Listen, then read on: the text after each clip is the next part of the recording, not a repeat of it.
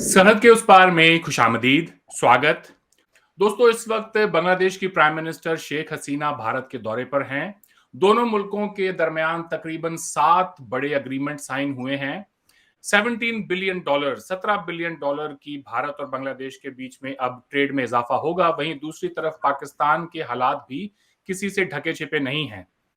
बात है 1971 की, जब बांग्लादेश ईस्ट पाकिस्तान हुआ करता था और वो पाकिस्तान से अलग हुआ। वो दिन है और आज का दिन है। बांग्लादेश ने बहुत तरक्की की है, इतनी तरक्की की है कि अभी कुछ ही दिन पहले पाकिस्तान में सैलाब आने के बाद उसी शेख मुजीबुर रहमान, जिसको 1971 में गद्दार कहा गया, उसी की बेटी शेख हसीना ने भुट्टो के नवासे, हाँ जी, मुहब्बे वतन भुट्टो के नवासे को इमदाद दी, खैरात दी। तो वक्त कैसे अपने हालात बदलता है, उसका पहिया किस तरह से आगे चलता है, वो हम देख रहे हैं कि ये गद्दार की बेटी एक मुहब्बे वतन के नवासे को खैरात दे रही है। अब ये हालात हो गए हैं पाकिस्तान के। तो भारत और बांग्लादेश और भारत और पाकिस्तान के हवाले से आज प्रोग्राम में हम बात करेंगे। हमें ज्वाइन किया है बैरिस्टर हामिद बाशानी साहब ने। प्रोग्राम में आपका खैर मकदम है बाशानी साहब। थैंक यू जनाब।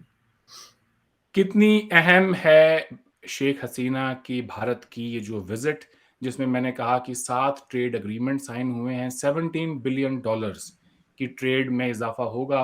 कैसे देखते हैं बशानी साहब आप इस खबर को, और खास तौर पे इसको पाकिस्तान के चश्मे से देखें। मैं तो इसको बांग्लादेश ना मान के एक बार के लिए अगर ये कहूं, ये ईस्ट पाकिस्तान और भारत के दरमियान मुआहदा हुआ है। वेस्ट को क्या आग लग गई है, वहां पे हालात रुके हुए क्यों हैं? देखें जी, ये जो है ना, ये जो भी एग्जाम्पल है या जो कुछ हो रहा है इस वक्त, ये एक बहुत बड़ा इबरतनाक किस्म का मैसेज है। पहली बात ये है ना, ये जो आपने कहा कि गद्दार की बेटी और मुहब्बे वतन का नवासा, तो वो तो आप ये देखें कि सिंस 1971 दुनिया बहुत बदल चुकी है ना। तो वो लोग रहे जिन्होंने शेख मुजीब को गद्दार करार दिया था, और ना वो लोग रहे जो भुट्टो को मुहब्बे वतन, बल्कि भुट्टो खुद ही अपने आप को मुहब्बे वतन करार देते थे उस कजिए में। लेकिन सबसे बड़ी बदकिस्मती ये है कि वो सोच अभी तक बिल्कुल उसी शक्ल में मौजूद है। यानी वो लोग नहीं रहे जब हिस्ट्री ने एक चैप्टर, नया चैप्टर पलट दिया। और 30 से 70 से जो है वो 30 साल और फिर 20 साल, यानी निसफ सदी एग्जैक्टली, जिसको हम मुहावरतन यूज करते हैं, हाफ ए सेंचुरी का अरसा गुजर गया। तो फिर जो है इस चैप्टर को क्लोज हो जाना चाहिए था। लेकिन ये इस चीज की इंडिकेशन है कि जो हेट है ना, हेटर्ड और नफरत, वो पाकिस्तान की घुट्टी में और जड़ों में इतनी मजबूती से अपनी जगह बना चुकी है कि दूसरी तीसरी नस्ल भी उससे जान छुड़ाना भी चाहे तो नहीं छुड़ा सकती। ये जो आपने तबसरा किया, ये पाकिस्तान के अखबारात में कोट हुआ, उर्दू न्यूज़पेपर में, इसी तरीके से कि जनाब गद्दार की बेटी से जो है वो आप भीख मांगने पे मजबूर हो गए। एक जगह पे मैंने सोशल मीडिया पे ये बहुत ज़्यादा गर्दिश करते हुए ये मैसेज देखा कि बांग्लादेश ने कंग्लादेश की मदद के लिए पता नहीं कितने बिलियन डॉलर दे दिए। यानी एक तरफ बांग्लादेश है, दूसरी तरफ कंग्लादेश है। ये पाकिस्तानियों की तरफ से मैं बात कर रहा हूँ, जिन्होंने अपने मुल्क का नाम ही चेंज करके बांग्लादेश रख दिया, चूंकि इस वक्त सिचुएशन तकरीबन ऐसे ही है सैलाब की वजह से। और फिर एक सबसे बड़ी बड़ी इम्पॉर्टेंट और बहुत ही थॉट प्रोवोकेटिंग किस्म की जो एक और चीज़ मैंने सोशल मीडिया पे देखी कि बांग्लादेश में इस वक्त, और मैं इसकी थोड़ी सी तस्हीह करूंगा कि इस वक्त से मराद ये जो कोरोना क्राइसिस से पहले बांग्लादेश में 3.2 मिलियन यानी 32 लाख ख्वातीन जो हैं वो उसकी गारमेंट इंडस्ट्री के साथ जुड़ी थी। और जबकि पाकिस्तान की 57 लाख ख्वातीन जो हैं वो बेनज़ीर स्पोर्ट प्रोग्राम के साथ जुड़ी हैं, जो कि बुनियादी तौर पे एक सोशल वेलफेयर प्रोग्राम है, जो आप ऐसे लोगों को देते हैं जो या काम नहीं कर सकते या उनको काम किसी सूरत में नहीं मिल सकता, जिनकी आप कोई तालीम और तरबियत, कोई स्किल उनको नहीं दे सकते, जैसे कि सोशल वेलफेयर का होता है। बुनियादी तौर पे ये एक कॉन्सेप्ट है आपकी सोसाइटी का जो इनवैलिड सेगमेंट ऑफ सोसाइटी है फॉर सम रीज़न, ان کو ایک وقتی طور پہ دیا جاتا ہے جو سوشل ویلفیئر کا تصور ہے، تاکہ وہ کچھ عرصے بعد اپنے پاؤں پہ کھڑے ہو جائیں. لیکن یہ مستقل بے نظیر سپورٹ پروگرام ہے جو پاکستان میں خواتین کو دیا جاتا ہے.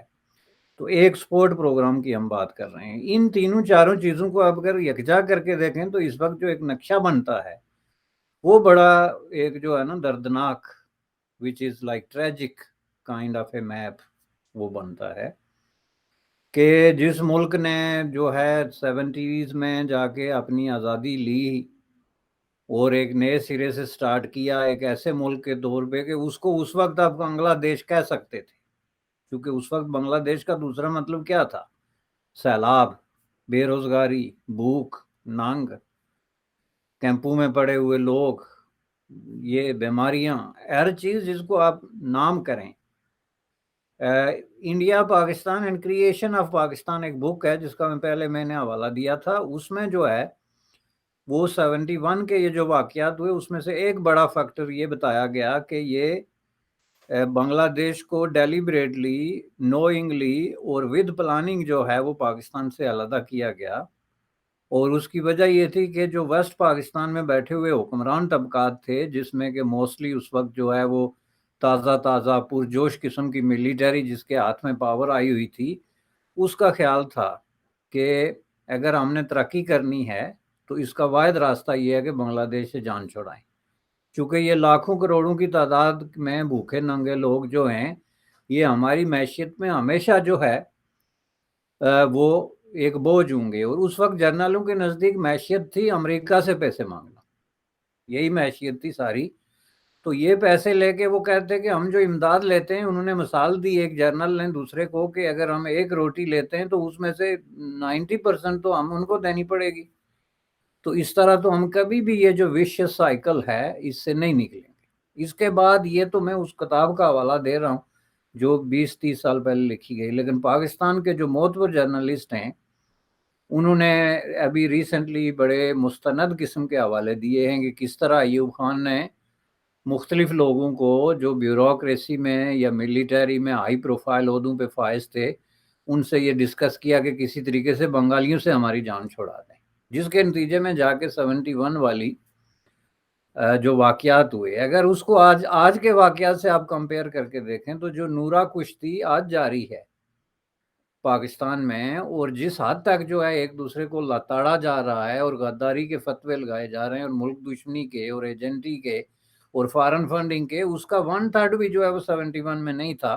لیکن بنگلہ دیش علیحدہ ہوا، جس کا مطلب یہ ہرگز نہیں ہے جیسے کہ لوگ بنا کے پیش کرتے ہیں کہ مجیب الرحمان کو غدار تھا تو ذوالفقار علی بھٹو محب وطن تھا. دونوں میں سے ایک بات بھی درست نہیں تھی. شیخ مجیب الرحمان جو ہے وہ اپنے وطن کا وفادار تھا، جس دھرتی سے اس کا تعلق تھا اس سے وہ وفادار تھا اور اس کی وفاداری وہیں بنتی تھی. اس طرح ذوالفقار علی بھٹو جو ہے وہ سندھ دھرتی سے ہے تو سندھ کا وفادار تھا یا سندھ کے ارد گرد کے علاقوں کا، تو اس کی وہیں بنتی تھی. نہ اس کا کوئی ہیروئزم تھا، نہ اس کی کوئی ایسی چیز تھی. اصل طاقتیں پیچھے بیٹھی ہوئی جو کھیل رہی تھی جس کو آپ ڈائریکٹر بیہائنڈ دا سین کہتے ہیں، جیسے آج ہو رہا ہے کہ سارے سیاستدان حیران ہیں کہ یہ کام کیسے ہو گیا اور وہ کام کیسے ہو گیا. چونکہ حکومتوں میں ہم بیٹھے ہوئے ہیں، وفاق میں ہماری حکومت ہے، صوبے میں ان کی حکومت ہے، لیکن دونوں کی مرضی کے خلاف کوئی ڈیسیجن ہو رہے ہیں بہت بڑے بڑے جن کا ان کو کوئی خبر نہیں کہ یہ ڈیسیجن کر کون رہا ہے. یہ آج کی بات ہے جب یہ چیزیں ڈسکس ہو چکی ہیں، سوشل میڈیا مارز وجود میں آ چکا. تو ذرا اس کو آپ کمپیئر کر کے دیکھیں کہ جب 1971 میں صرف 2 نیوز پیپر تھے قابل ذکر پاکستان کے اور ایک سرکاری ٹیلی ویژن تھا اور ایک ریڈیو پاکستان تھا، تو اپنی مرضی کی کنٹرول قسم کی نیوز تھی. تو اس میں بس یہ میسج دے دیا گیا کہ جی وہ غدار ہے اور وہ محب وطن ہے اور اندر سے جو ہے وہ اپنا کام کر دیا گیا. لیکن میں سمجھتا ہوں کہ بنگالیوں نے ایک ریمارکیبل قسم کا جو ہے راستہ اختیار کیا اور بالآخر آج اگر پاکستان میں لوگ اس طریقے سے غیرت کھائیں نا جس کو غیرت کہتے ہیں، وہ غیرت کھاتے ہیں غلط بات پہ کہ ہمارے لیڈر کو اس نے یہ کیسے کہہ دیا اور ایک دوسرے کے گلے پڑتے ہیں. ایسی چیزوں پہ غیرت کھائیں نا جس میں کوئی گٹس بھی دکھانے پڑیں، کوئی آپ کی انر جو ہے انٹیگریٹی بھی سامنے آئے، آپ کا محنت کے ساتھ کوئی ताल्लुक भी जाहिर हो, तो फिर बात है कि इसको गैरत आए। तो गैरत आए तो वो तो समुद्र में छलांग लगा दें कि भाई ये जो मुल्क जिसको हमने धक्के दे के निकाला था एक दूसरे तरीके से, आप इसको धक्के दे के निकालना ही कह सकते हैं। क्योंकि बिल्कुल। आप एक डेमोक्रेटिक प्रोसेस के अंदर जब एक ओवरवेलमिंग मेजॉरिटी लेने वाली पार्टी को जो है वो इकदार देने के बजाय बंदूक दिखाते हैं, तो इसको जो है धक्का देना ही कहते हैं ना। क्योंकि अगर उन्होंने इसको रखना होता तो जाहिर है बंदूक के बजाय इकदार उनके हवाले करते कि लें भाई आप जीत के आए आए आपका हेल्प लेते। तो ये चीज जो है वो मैं समझता हूँ कि बंगालियों ने गैरत खाई और ये चीज उनके जहन में बैठ गई कि हमारे साथ ये जो कुछ हुआ इसी वजह से हुआ, जो हमारी गुर्बत है, हमारे वसाइल लूटे गए और इसको हमें अपने अवाम के लिए इस्तेमाल करना चाहिए। और उसके नतीजे में ये पिक्चर बनी जो आज आपको बर्रे सगीर में नजर आती है कि जहां बांग्लादेश और कंगलादेश का आपस में खुद पाकिस्तानी सिटीजन जो हैं वो कंपैरिजन कर रहे हैं। मैं जब पाकिस्तानी जर्नैलों से बात करता हूं तो वो एक दलील देते हैं कि आप बांग्लादेश के बराबर में अफगानिस्तान को छोड़ दें और उसके बाद फिर आप देखें बांग्लादेश कैसे तरक्की करता है। ये तो जनाब जोक है। यानी ये कि हमारी जो अल्ले तलल्ले हैं, जो बदयांती है, जो करप्शन है, जो लूट खसूट है, जो मार धाड़ है, जो बदयांतियां हैं, इस सब का जिम्मेदार अफगानिस्तान है। कि अफगानिस्तान जो है अगर वहां ना होता तो आज आप हम कहाँ पहुंचे। आज से जो है 50 साल पहले आप यही बात कह रहे थे कि बंगाली हमारे साथ ना होते तो हम पता नहीं कहाँ पहुंच जाते। तो आज आपको एक बहाना मिल गया कि एक नेबर ना होता, जिसका मतलब ये है कि आप नेबर को उठा के तो बहरे हिंद में या बहरे अरब में जो है वो फेंक दें। क्योंकि नेबर तो है, अफगानी तो वहां रहेंगे। और ये बिल्कुल एक अलग चैप्टर है, लेकिन इस पे भी बात होनी चाहिए कि अफगानियों को तबाह करने में पाकिस्तान का ये जो माइंडसेट है इसका कितना बड़ा हाथ है। ये मैं आपको बता दूं कि बहुत बड़ा एक हिस्टोरिकल किस्म का टॉपिक है। 1979 में जब रूस अफगानिस्तान में आया था तो वहाँ क्या सिचुएशन थी, और वहाँ जब पाकिस्तान मिलिट्री और पाकिस्तान इंटेलिजेंस एजेंसीज ने मदाखलत शुरू की अमरीकी ईमा पे, जिसको खुद अमरीकी लीडरों से लेके पाकिस्तानी लीडरों ने अब बिला किसी तरदीद के तस्लीम कर लिया। तो उस वक्त क्या सूरत हुई और उससे पहले अफगानिस्तान की क्या सूरत हाल थी। उससे पहले कोई अफगानिस्तान कोई भूखा नंगा या कोई मरा हुआ मुल्क नहीं था। उससे पहले काबल जो है उसके मुकाबले में कराची और लाहौर नहीं था। तो ये जो बात भी करता है वो अपने उस माइंडसेट को जो है वो करता है कि जब आप कुर्बानी के बकरे ढूंढते हैं, गलती आप करते हैं और लगाते किसी के सर हैं ताकि आपको बरी जिम्मा करार दिया जाए। इस तरह तो ये भी इनकी बदकिस्मती की एक बड़ी एक्सक्यूज है कि हमारे पड़ोस में इंडिया है।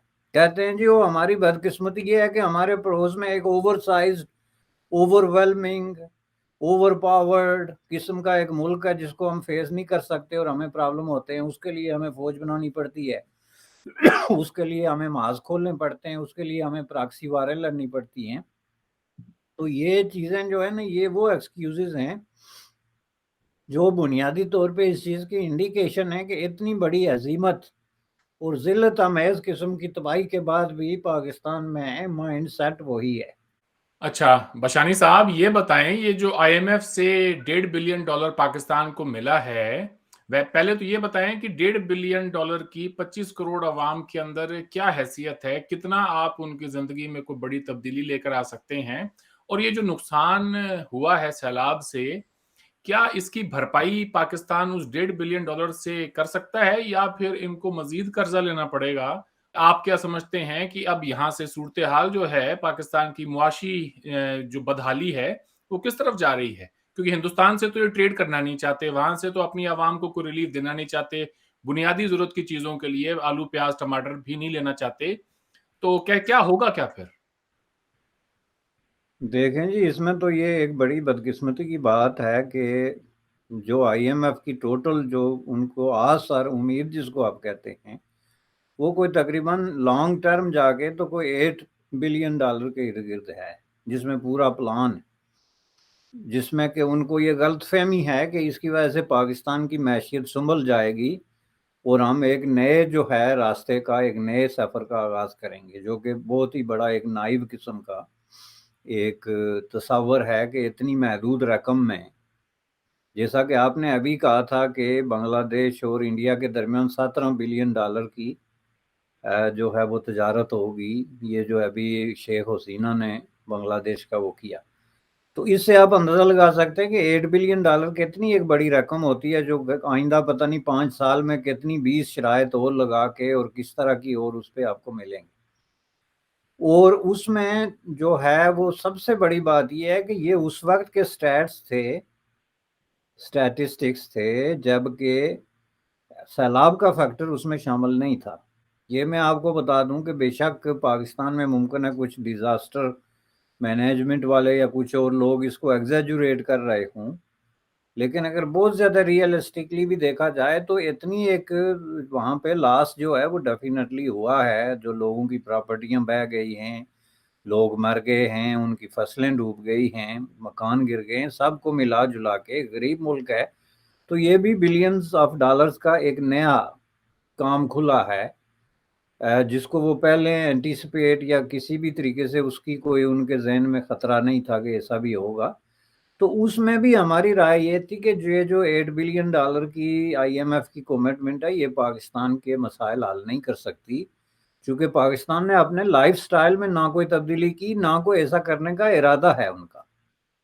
اصل چیز یہ ہے، مسئلہ یہ نہیں ہے کہ آپ کے مسائل ناقابل حل ہیں، مسئلہ یہ ہے کہ آپ ذہنی طور پہ ناقابل ہینڈل ہیں، چونکہ آپ کے جہاں جہاں پہ پیسے غائب ہو رہے ہیں باہر سے آ کے، خواہ وہ سیلاب کی امداد کے لیے آ رہے ہوں، IMF کے آ رہے ہوں، وہ خرچ کہاں پہ ہو رہے ہیں؟ وہ حکمران طبقات کے جو اللہ تللے ہیں اور ان کی جو عیاشیاں ہیں اور ان کے جو ان نیسیسری قسم کے اخراجات ہیں، جس میں آپ کی ٹرانسپورٹ ہے، آپ کی رہائش ہیں، آپ کے دوسرے خوراک ہے، آپ کی رشوتیں ہیں، یہ سارے چیزیں ملا کے، تو جب تک آپ جو ہے یہ اس راستے کو بند نہیں کرتے، یہ ایسے ہی ہے جیسے ایک تھیلا جو ہے وہ آپ نے بھرا ہو پیسے کا اور اس کے نیچے سوراخ ہوں، تو آپ جو ہے وہ آگر میں جا کے جب دیکھتے ہیں کہ تھیلے میں کچھ نہیں تو آپ فکر مند ہوں کہ میرے پیسے کدھر گئے۔ یہ مسئلہ ہے، اس سے کوئی فرق نہیں پڑتا کہ IMF پاکستان کو کتنے پیسے دیتا ہے، جب تک وہاں پہ یہ کرپشن، یہ لوٹ گسوٹ اور یہ غیر منصفانہ طریقے سے وسائل کی تقسیم جو ہے کہ اندھا بانٹے ریوڑی اور اپنے اپنے کو دے، اس میں اندھے سے مراد جو ہے ایلیٹ کلاس ہے، اور وہ کوئی ریوڑی بھی کسی طریقے سے عوام تک پہنچنے نہیں دیتے، تو ان حالات میں اس سے کوئی تبدیلی نہیں آئے گی جی، بلکہ یہ آنے والے وقتوں میں آپ دیکھیں گے یہ جو فصلیں تباہ ہو گئی ہیں، اس کی وجہ سے وہاں پہ مہنگائی، اور مہنگائی کے نتیجے میں غربت، بے روزگاری، بھوک اور ننگ میں بے تحاشا اضافہ ہوگا، اور یہ بڑی انفارچونیٹ بات ہے کہ موجودہ حکمران طبقات جو ہیں اس کو سنبھالنے کی پوزیشن میں نہیں، خواہ وہ حکومت اس وقت ان کے پاس ہے، کل وہ دوسرے کو دے دیں جو دوسری طرف کھڑے ہیں، تو دونوں کے پاس اس طرح کی نہ کوئی صلاحیت ہے، نہ کوئی پروگرام ہے، اور نہ اس طرح کا کوئی انہوں نے بلیو پرنٹ دیا ہے، کوئی روڈ میپ دیا ہے کہ ہم یہ کر دیں گے تو اس کی وجہ سے یہ تبدیلی آ جائے گی۔ محض جو ہے وہ بڑک بازی سے اور اپنی لامحدود قسم کی خواہشات کے اظہار سے تو ظاہر اکنامک سچویشن جو ہے وہ نہیں بدل سکتی۔ جی، یہ جو پاکستان کی گورنمنٹس کا ایک اوبسیشن رہا ہے، اس سے پہلے عمران خان کی گورنمنٹ نے بھی اسی طرح کے بیان دیے اور شہباز شریف بھی اب یہی کہہ رہے ہیں، یہ کیا چاہتے ہیں کہ کیا واقعی میں انڈیا سے یہ امید رکھتے ہیں کہ جی انڈیا آرٹیکل 370 کے سٹیٹس کو پھر سے بحال کر دے گا اور پھر کوئی صورتحال آگے بڑھے گی؟ یہ اپنے آپ کو کس طرف دھکیل رہے ہیں؟ دیکھیں جی، اس کا میں 12,000 کر چکا ہوں کہ 370 نہ کبھی ان کا پرابلم رہا ہے اور نہ پرابلم ہے۔ تو ایک پھر چیز مسئلہ تو کیا ہے ہے؟ جو عوام کو کھل کے بڑے واضح طور پہ سمجھنی چاہیے کہ جب 370 تھا تو پاکستان میں کوئی 370 کو ماننے کے لیے تیار نہیں تھا، ان کا ایک کھلا اور بالکل کلیئر قسم کا موقف یہ تھا کہ یہ سب فراڈ ہے، ہم اس کو مانتے ہی نہیں۔ تو جب 370 ختم ہو گیا تو ان کی زندگی کا سب سے بڑا مسئلہ جو ہے وہ 370 بن گیا، جو اس بات کا اظہار ہے کہ یہ سب فراڈ ہو رہا ہے کشمیری عوام کے ساتھ، اور وہ جان بوجھ کے اس فراڈ کا حصہ بنتے جا رہے ہیں۔ ہر 2-4 سال بعد ایک نئی کہانی لانچ کی جاتی ہے، ایک نیا جو ہے وہ کریکٹر کریٹ کیا جاتا ہے، اور وہ لوگ اس کے پیچھے بھاگ کے 4-5 سال ضائع کرتے ہیں۔ یہ گزشتہ 70 سال سے ہو رہا ہے، اس لیے یہ کوئی مسئلہ نہیں ہے۔ مسئلہ یہ ہے کہ ان کا جو مائنڈ سیٹ ہے، جو میں نے پہلے عرض کیا تھا جس نے یہ بلیم کرنا ہے کہ ہمارے سارے مصائب کی جڑ جو ہے وہ انڈیا ہے، یا ہماری ساری غربت اور بے روزگاری کا سبب افغانستان ہے، یا ہمارے مسائل کی یہ اور وہ وجہ ہے، سوائے اپنے کے انہوں نے یہ ایکسکیوز ڈھونڈا ہوا ہے کہ جی ہم انڈیا سے اس لیے رشتہ نہیں قائم کرتے کہ 370 نہیں ہے۔ بھائی جب 370 تھا تو تمہارا رشتہ کیا تھا انڈیا کے ساتھ؟ کیا تمہارے تعلقات میں کا کوئی خوشگوار پہلو تھا؟ کیا سرحدوں پہ امن قائم ہو گیا تھا؟ فائرنگ بند ہو گئی تھی؟ یہ جو ایک دوسرے کے خلاف وار مونگرنگ اور یہ سیبر ریٹلنگ جو چلتی ہے یہ ختم ہو گئی تھی؟ تو یہ چیز ہے جناب کہ یہ سب بہانے بازی ہے۔ اصل چیز جو ہے وہ انڈیا کے خلاف ایک ڈیپ ڈیپ ہیٹڈ اور وار مونگرنگ کے جو تصورات لوگوں کے اندر موجود ہیں وہ بولتے ہیں، اور اس کے لیے مختلف ایکسکیوزز ڈھونڈے جاتے ہیں مختلف اوقات میں۔ اس وقت کے مطابق جو موسٹ پاپولر ایکسکیوز ہے اس کو لے آ کے سامنے رکھ دیا جاتا ہے۔ آج کل یہ ہے 370 اور 35۔ جی، ایک آخری سوال اب آپ سے یہ پوچھنا چاہتا حالانکہ آپ ہوں۔ یہ یاد رکھیں یہ سوال پوچھنے سے پہلے کہ یہ 370 اور 335 سے ملتے جلتے جو خود پاکستان کے زیر انتظام کشمیر میں جو مراحت ہیں ان کو لینے کے لیے کوششیں جو ہو رہی ہیں گزشتہ 6 مہینے سال سے، وہ سب کے سامنے۔ جی، آخری سوال میرا یہ ہے کہ جب اگر 370 ان کے لیے مسئلہ نہیں ہے تو پھر یہ اس کا بہانہ بنا کے اپنے تعلقات کو انہوں نے سٹال کیوں کر رکھا ہے؟ یہ آگے بڑھ کیوں نہیں پا رہے ہیں؟ مسئلہ کیا ہے پھر؟ آپ مسئلہ نے کہہ وہی دیا ہے۔ کہ آپ نے یہ تو بتا دیا کہ ان کی ڈیپ ہیٹریڈ ہے اور یہ ساری چیزیں ہیں، بٹ یہ ڈیپ ہیٹریڈ تو پچھلے 75 سال سے تھی، تھوڑی دیکھیں بہت وہ گنجائش تو تھی اس میں۔ 75 سال سے تھی، لیکن ظاہر ہے 75 سال میں کوئی اس طرح کا بریک تھرو نہیں ہوا جس کو ریئل معنوں میں آپ بریک تھرو کہہ سکتے ہیں، جس طرح اس وقت مثلا انڈیا بنگلہ دیش کا ہے۔ ایک بازار کاسمیٹک قسم کی باتیں یا کاسمیٹک قسم کے دورے ہوتے رہے، لیکن کوئی ریئل ایگریمنٹ آپ لے کے آئیں جس میں کوئی ٹریڈ اینڈ انویسٹمنٹ، کوئی کلچرل ایکسچینج، کوئی اس طرح کی کسی چیز کا کوئی باضابطہ کوئی ٹھوس قسم کی جو ہے وہ پیش کی نہیں گئی۔ اور اس کی وجہ آپ پوچھ رہے ہیں تو اس کی سب سے بڑی ایک وجہ تو یہ مائنڈ سیٹ میں نے آپ کو بتا دیا جو نفرت میں ڈوبا ہوا ہے، اور دوسری وجہ سینس آف انسیکیورٹی ہے۔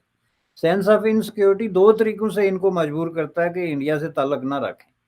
ایک تو یہ کہ اگر یہ ڈسٹینس پہ رہ کے تو فوجیں تیار کر کے یا نیوکلیئر بنا کے یا میسل بنا کے بھی تو کھڑے ہوتے ہیں، تو پھر بھی سینس آف انسیکیورٹی ان کو ہانٹ کر رہا ہوتا ہے کہ انڈیا بہت بڑا ملک ہے، ان کے پاس فوجیں زیادہ ہیں تو ہم ان سے کیسے لڑیں گے، یا ان کے پاس اب پیسے زیادہ ہو گئے، جو اب دنیا کا سب سے بڑا پاور بم ہے وہ پیسہ ہے۔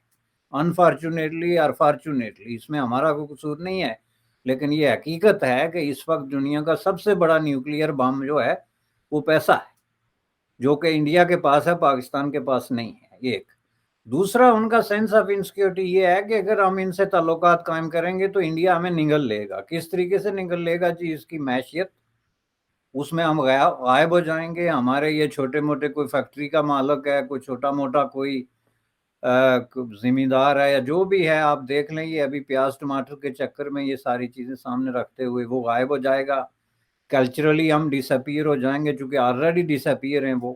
آپ یہ دیکھ لیں کہ پاکستان میں آج اگر انڈین موویز کے لیے تھیٹر کھولے جائیں تو کوئی پاکستانی مووی ہوا وہ کتنی محنت اور کس طریقے سے کیوں نہ بنائی گئی ہو، وہ ختم ہو جاتی ہے، غائب ہو جاتی ہے۔ تو یہ ساری چیزیں سینس آف انسیکیورٹی کا دوسرا پہلو ہے کہ ایک تو آپ کسی کو ذبح کرتے ہیں زبردستی چھرے کے نیچے لا کے، اور ایک آپ اس کو پیار سے ذبح کرتے ہیں۔ وہ دونوں باتوں میں ان کا یہ سینس آف انسیکیورٹی ہے کہ ان سے گلے ملیں گے پھر بھی ذبح ہیں، اور ان سے لڑیں گے پھر بھی ذبح ہیں، چونکہ لڑ بھی نہیں سکتے اور گلے بھی نہیں مل سکتے۔ اب یہ ایک سائیکالوجیکل پرابلم ہے، اس جی، کو آپ ایک سائیکالوجیکل پرابلم سمجھ کے ٹریٹ کریں اور اس کی تھراپی کریں باقاعدہ، ادروائز اس کا کوئی علاج نہیں۔ صحیح۔ میرے اپنے سورس کے مطابق یہ جو پیاز اور ٹماٹر والا قصہ ہے، جہاں پر پاکستان کے فائنانس منسٹر نے کہا جی ہم انڈیا سے منگوا لیتے ہیں، اور میں نے پرائم منسٹر صاحب کو یہ کی ہے ریکویسٹ کہ آپ اسے اپروو کر دیں، تو اس میں ایک اندر کی خبر یہ بھی ہے کہ پاکستان نے کہا کہ جی ابھی حال فی الحال ہمارے پاس دینے کے لیے پیسے نہیں ہیں، آپ ایسا کریں پیاز اور ٹماٹر ہمیں دے دیں، اور کچھ وقت میں جب ہمارے تھوڑے حالات ٹھیک ہو جائیں گے، ہمارے پاس پیسے آ جائیں گے، تو پھر ہم جو ہیں اس کی رقم کی ادائیگی کر دیں گے۔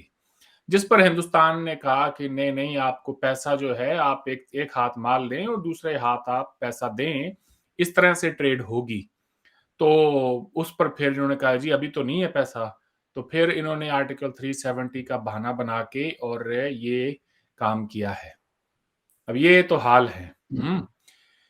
खैर, हम आगे भी बात करेंगे इस मौजू पे, देखते हैं अब क्या बनता है सैलाब के बाद पाकिस्तान की मुआशी सूरत-ए-हाल का, और सियासी सूरत-ए-हाल पर भी एक नज़र रखेंगे। आज आपने वक़्त दिया बशानी साहब, आपका बहुत-बहुत शुक्रिया। आपसे फिर बात होगी। थैंक यू जनाब।